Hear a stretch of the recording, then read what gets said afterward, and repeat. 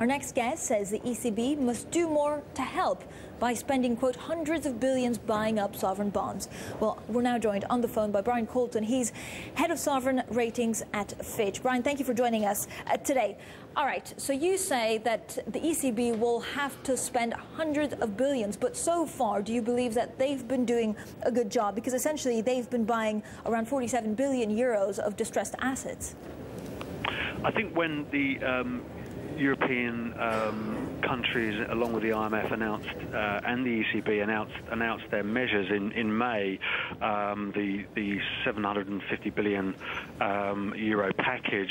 The ECB at that point announced a securities markets program. It said that it was going to be intervening in sovereign debt markets, and that was a very powerful part of that announcement. I think the concern is that because the scale of these purchases to date has been very small, not only relative to the ECB's own balance sheet, but also just to the size of the sovereign debt market in the Eurozone, which is a $7 trillion market, €7 trillion market, that they risk losing some of the benefits of that that initial announcement. So, Brian, does that mean that you would actually envisage downgrading some of these countries further?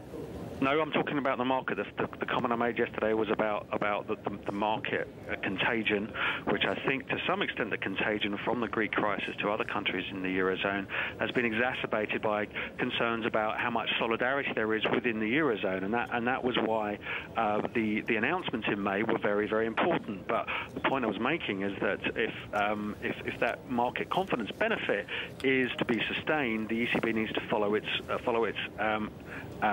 intention with actions and needs to do more. Brian, we only have 20 seconds. I wanted to get you to talk about these stress for banks, stress tests. Does that give you hope that actually we'll get out of this debt crisis sooner rather than later? I think it will be good because I think there is a perception there is a perception problem out there about the state of European banks, which I'm not sure is actually in line with the reality. Our own concerns in the Spanish banking system relate to just about 20% of the system, but the fact that the Caja are seen as a problem has actually been contaminating the view of the broader Spanish banking system. I don't think that is actually accurate. So the stress test will be beneficial in that sense, yes. Brian, thank you so much. Brian Coulton there from Fitch Ratings.